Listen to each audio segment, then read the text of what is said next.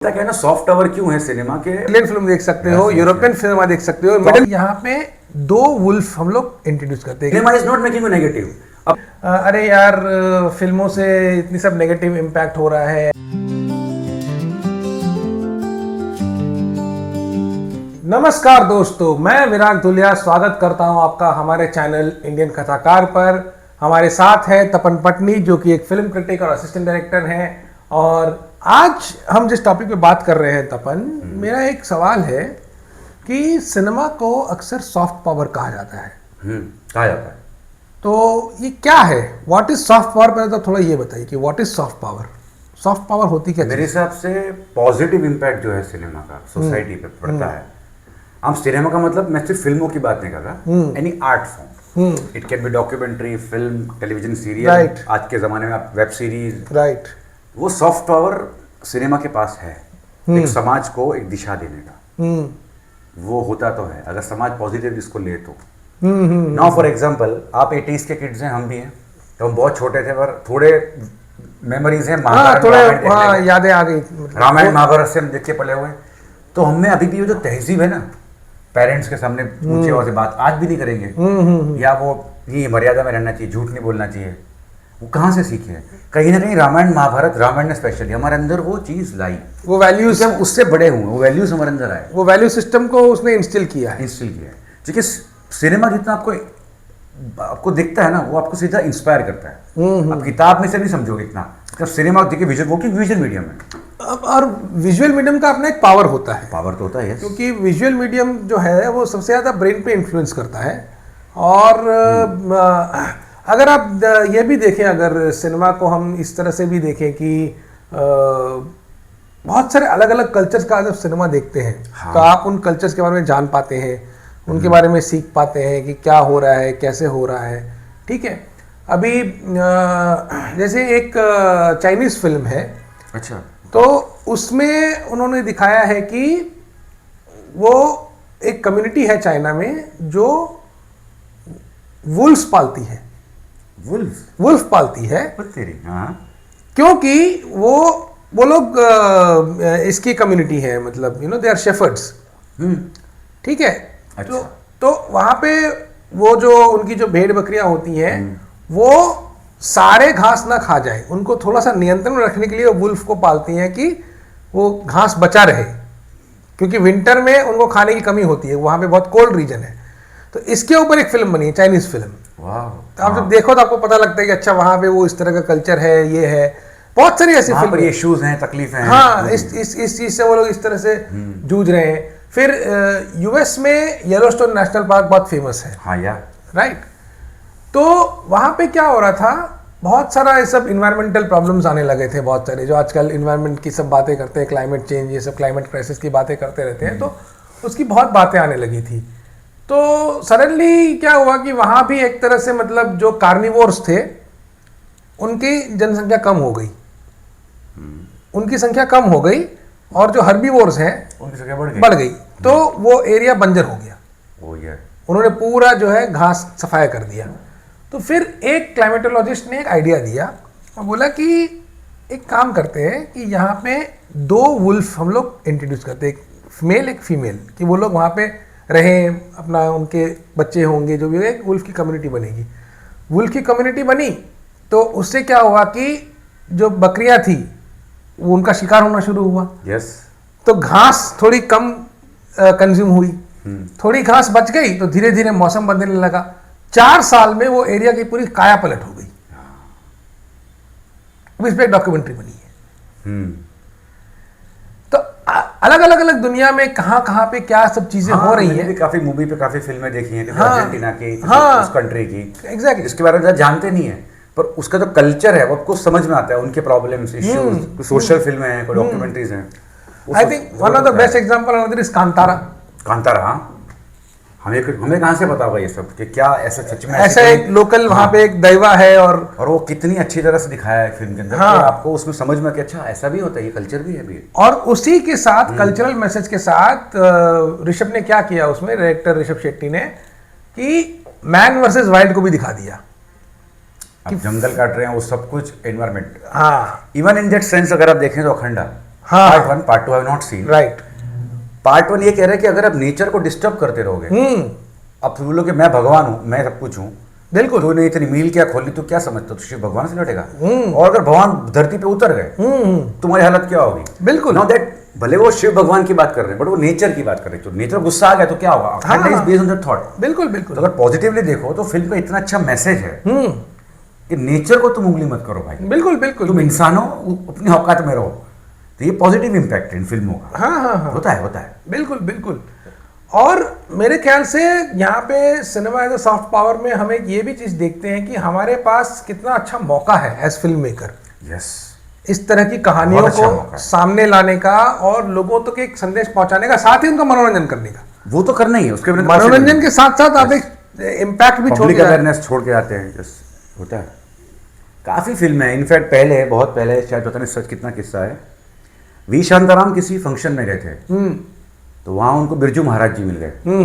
तो दोनों Famous creative Birju Maharaj जी। दोनों क्रिएट, तो बातें कर रहे थे कुछ। तो बिरजू महाराज ने बोले, यार शांताराम क्या हो रहा है ना, ये लोग आज की जो जनरेशन है वो ये कथक फॉर्म भूलती जा रही है। डांस फॉर्म जो कथक है, डांस फॉर्म है, जो हमारा इंडियन क्लासिकल फॉर्म है, हमारा जो कल्चर है, जो हमारी धरोहर है, सांस्कृतिक धरोहर। कुदरे वेस्टर्न सॉन्ग्स पे, यार कुछ कर सकता है इसका। शांताराम बोले, सर मैं क्या कर सकता हूँ? बोले, कुछ सोच इसके बारे में, तो क्रिएटिव आदमी है, कुछ सोच। और थॉट प्रोसेस चलता रहा, and he thought why kind of make a film on that. और उन्होंने फिल्म बनाई जनक जनक पायल। क्या बात, and we got a classic. एंड उसके बाद एक जनरेशन शुरू हुई जिसको ये समझ में आ रहा है क्या कथक फॉर्म है यार ये तो।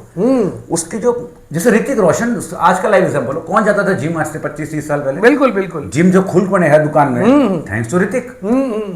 Sanjay Dutt, Salman Khan was known for his body 90s also, but वो जिम कल्चर जो लाना था कंट्री में, वो ऋतिक लेकर आया फिटनेस के लिए। पॉजिटिव। अब वो अच्छा ही किया उसने कहीं ना कहीं, भले हम उसका एक्टर को फॉलो कर रहे हैं जिम करने में, बट हमारी हेल्थ पर तो अच्छा असर हो रहा है ना।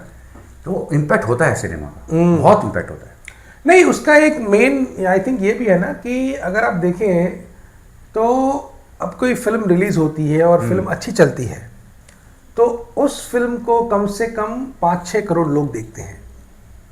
डिपेंड्स, हाँ, आजकल ज्यादा एवरेज ठीक है, एवरेज अगर हम बात करें 8 से 10 करोड़ लोग देखते हैं। और अगर टीवी पे आती है तो मेरे ख्याल से हाँ, मतलब 30-40 करोड़ लोग देख लेते हैं, 50 करोड़ लोग तक देख लेते होंगे। तो वो एक साथ इतने लोगों पे आपका रीच है। और आजकल तो OTT से पूरे वर्ल्ड में है, पूरे वर्ल्ड में है, और आप पूरे वर्ल्ड का सिनेमा देख सकते हो घर बैठे। हाँ, घर बैठे आप चिलियन फिल्म देख सकते हो, ब्राजीलियन फिल्म देख सकते हो, यूरोपियन सिनेमा देख सकते हो, मिडिल ईस्ट का सिनेमा देख सकते हो। सारी कंट्री का कल्चर समझ में, जैसे वो हम हमारा समझ रहे होंगे। हाँ, अरे वाह, ऐसा भी होता है इंडिया में। और ये हो रहा है बिकॉज ये इम्पैक्ट कहाँ हो रहा है। कंतारा सिर्फ इंडिया में नहीं, इंडिया के बाहर भी उतनी ही बड़ी हिट हुई। बिल्कुल, जिन्हें कोई लेना देना भी नहीं इंडिया से भी, बट वो रिचुअल क्या है। हाँ, फिल्म बहुत अच्छी है, नो डाउट, उसका भी इम्पैक्ट है। बिल्कुल बिल्कुल। बट वो रिचुअल के बारे में लोगों को समझ में आया इस फिल्म देखने के बाद, तो वो एक पॉजिटिव इम्पैक्ट किया उसने फिल्म बना के। बिल्कुल बिल्कुल। फिर एक फिल्म आई थी वेडनेसडे। यस, उसका भी बहुत बड़ा इम्पैक्ट रहा है कि कहीं ना कहीं लोगों को समझ में आया कि यार हम बहुत ज़्यादा लैग कर रहे हैं, जो भी हमारी ये प्रोसेसेस है, सिस्टम्स है, और उसमें एक चेंज आया। मतलब अभी रिसेंटली कुछ दिनों में रंग दे बसंती 20 साल पूरे करेगी। हाँ हाँ, बिल्कुल। उसका पॉजिटिव इम्पैक्ट तो क्या ही बोले, समाज को झकझोर दिया उसने।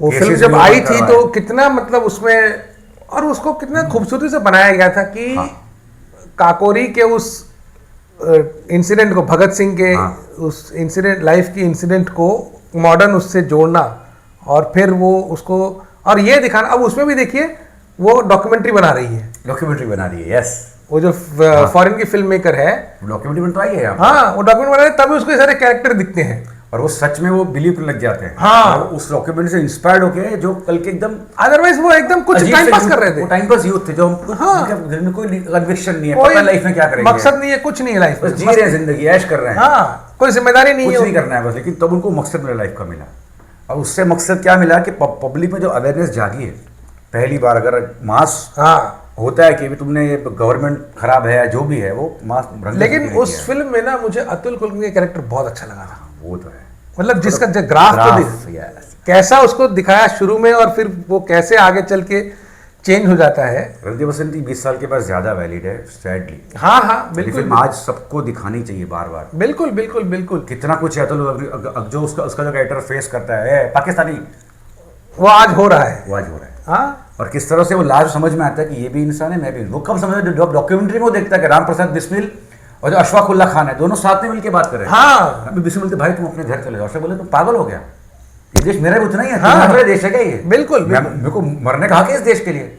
ये वो डॉक्यूमेंट्री में देखे तो किरदार प्ले कर रहे थे, वो उनके इम्पैक्ट करते हैं सोशल लाइफ, पर्सनल लाइफ पे, personal life, then looks that character from different perspective. एकदम एकदम।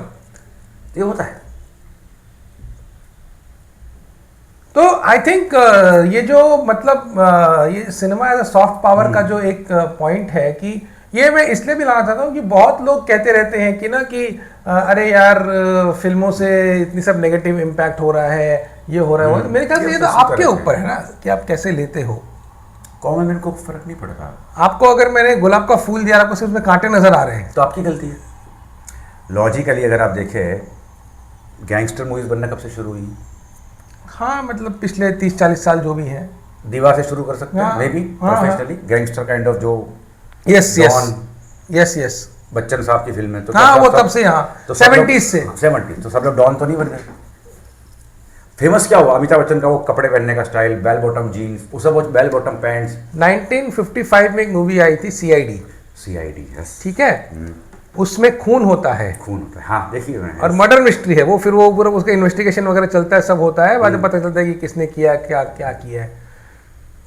तो और 1955 से अब 70 साल हो चुके हैं, मोर देन दैट। हाँ 70 हो ही गया आराम से, 70 ईयर्स कंप्लीट हो चुके हैं। यस। क्या सब लोग खूनी बन गए क्या? वही तो, how do you take it's your hand.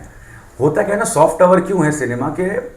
आप उसको गाली दे सकते हो फिल्म मेकर्स को, सिनेमा को, क्योंकि उससे रिस्पॉन्ड कुछ होने वाला है नहीं। हाँ तो अपनी भड़ास निकाल रहे हो वहाँ पे। अब समाज ऐसे ही होता, तो अगर बंटू ने जो लिखा है, जो मंटो तंज करते थे या गालिब लिख के गए हैं, तो उनका तो क्या होना चाहिए था? वही गालिब के लिखने से कुछ भी चीजें आपको बिलीव में क्या लगे, सब लोग शराबी तो नहीं हो गए? नहीं, वो उनका थॉट प्रोसेस था, उनकी कविताएं थी।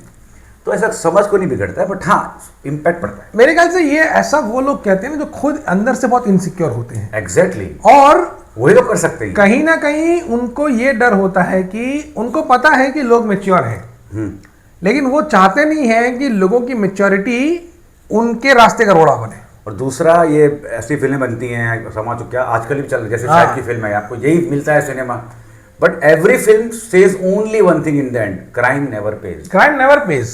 जो भी गुंडा बना है फिल्म के अंदर, जो भी विलन वो है, मारा गया है, पकड़ा गया, चाहे वो हीरो क्यों ना हो, जबकि रियल लाइफ में तो कितने बच जाते हैं, कुछ तो जाके सदन में बैठ जाते हैं। लास्ट में यही दिखाएंगे कि वो जो गुंडा था, विलन था, चाहे वो अमिताभ बच्चन हो डॉन में, या दीवार में कोई भी हो, वो कभी ग्लोरीफाई नहीं कर रहे film makers. They are always getting killed by home?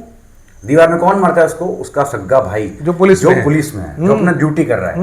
ये होता है सिनेमा का और वो उसको बार बार उसको वो मॉरल ग्राउंड पे ले आता है कि भाई तुम सरेंडर कर दो, जब भाई ये काम छोड़ दो, तब उसको गोली मार, भाई काम छोड़ दो। और ये भी दिखाया कि जो आदमी नास्तिक है बहुत, लेकिन लास्ट में वो किसके पास जाता है? भगवान के पास। आज खुश तो बहुत होंगे तुम। बिल्कुल, cinema is not making you negative. अब तुम्हारे अंदर इतनी नेगेटिविटी भरी है, तुम खुद जहर बन के बैठे हो, तुम खुद इंसान नहीं हो, ज़ॉम्बी हो, हाँ, तो तुम्हारी गलती है, वही गलती नहीं। सिनेमा यही सिखाता है। कोई भी फिल्म उठा लो आप, कभी विलेंस को ग्लोरीफाई कब किया होगा? ऑन स्क्रीन, तब तक जब तक फिल्म खत्म नहीं होती। लास्ट में तो उनकी मौत होनी फिक्स। कंपनी, हाँ बिल्कुल, Ajay Devgan dies in the end. क्यों? ये नहीं मरता, ये खबर है क्योंकि उसका हार्ट परिवर्तन हो चुका है। वो गया कन्फेशन करने पुलिस के पास, बिल्कुल, भाई मैं गुंडा था, गलत हो गया था मेरे से, मैं सारा आपको दूंगा, जो भी है इन्फॉर्मेशन सारा दूंगा। मलिक साहब ने किया है, मलिक लास्ट में मर जाता है। उसको मारता कौन है? कोई तीसरा बंदा जिसके काम करता है। हाँ, लेकिन उसको मरना है, उसको He could have been saved ना। नहीं, रामू क्यों उसको मार देते हैं? क्योंकि वो बुरा इंसान था। हाँ, तो सिनेमा आपको कभी भी गलत चीज नहीं सिखाता है। आप सीखोगे तो आपकी गलती है। वही इवन सत्या वही दिखाया, सत्या, यस, हाँ, कि सारे has to be killed, yes, has to be killed. और उसमें मतलब, और सिर्फ भिखु मात्र नहीं, जो मेन गोविंद नामदेव है, वो हुई लास्ट उसको कौन मारता है? सत्या खुद मार गया। हाँ, उसी का गैंग का आदमी। ये सब शुरू तूने किया है। भिखु मेरा दोस्त था, तूने दोस्त को तूने मार दिया पूछे बिना किसी को, तू भी नहीं बचेगा। हाँ, तो क्राइम किसी को पे नहीं कर रहा। इवन धुरंधर latest example, exactly. Akshay Khanna क्यों मरता है? क्योंकि वो भले वो मरता है छल से, कहीं ना कहीं रणवीर सिंह को छल से मार रहा है ना, बिल्कुल, इंसान बोले उसको मरना होगा। और ये कहीं पर करता है, सबसे पहले उसकी एक मौत होती है बेटे की, जिसने कुछ नहीं बिगाड़ा, हाँ, जिसकी कोई गलती नहीं है, कर्मा वो बुरा कर रहा है, भुगत उसका बेटा रहा है। ये भी सिनेमा दिखाता है। ये भी सिनेमा अगर आपको सिर्फ दिख रहा है कि सब कुछ दिख रहा है, तो यू आर रॉन्ग है। बिल्कुल।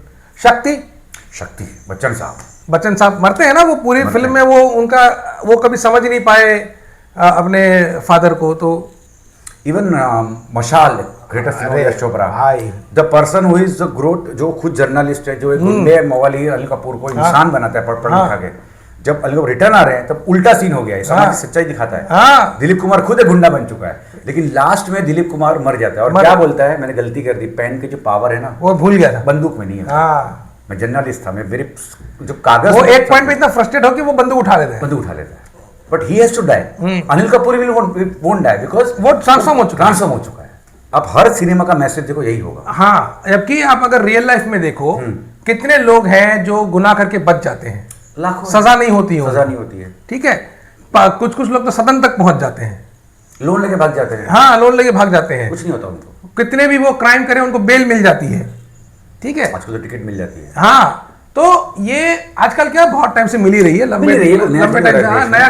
तो आप अगर कह रहे हो कि समाज को फिल्म बिगाड़ रहा है, तो समाज की इन चीजों को कौन सुधार रहा है बताइए? 186 reported rapes, reported rapes, unreported की बात नहीं करूं, डेली इस देश में हो रहे हैं 186 रिपोर्टेड रेप्स, जो महिलाएं जा रही हैं रिपोर्ट करने पुलिस में, सजा किसी को नहीं उसमें से हो रही है।